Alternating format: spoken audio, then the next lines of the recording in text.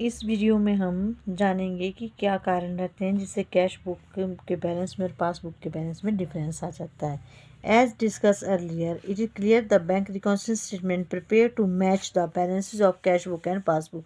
जैसे कि हमने देखा कि बैंक रिकॉन्सिलिएशन स्टेटमेंट को हम तैयार करते हैं कैश बुक और पासबुक के बैलेंस को मिलाने के लिए। Generally the balance of cash book and passbook do not agree with each other when cash book is recorded in proper and bank has also recorded the transaction properly।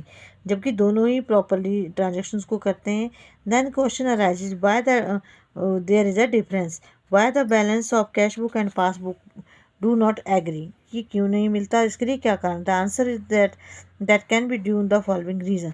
सबसे पहले आता है check issued but not presented for payment.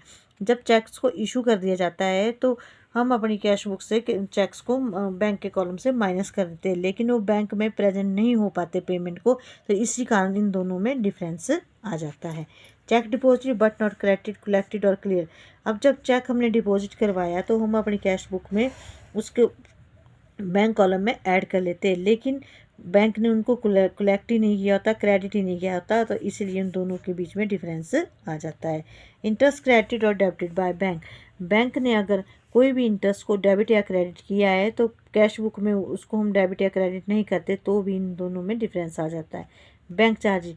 Bank जब charges को debit कर देता है तो कैश बुक में उसकी एंट्री नहीं हो पाती, इसीलिए इन दोनों में डिफरेंस आ जाता है।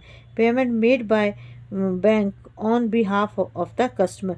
अगर कस्टमर के बिहाफ पे बैंक किसी पेमेंट को कर देता है तो कैश बुक में वो पेमेंट नहीं हो पाती, इसलिए इन दोनों के बीच में डिफरेंस आ जाता है।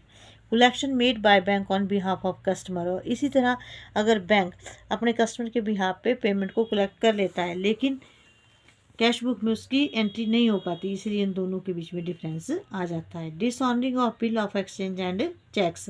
अब कोई बिल है जो हमने कलेक्शन के लिए दिया है लेकिन वो डिसऑनर हो जाता है, तो भी इन दोनों के बीच में डिफरेंस आ जाता है।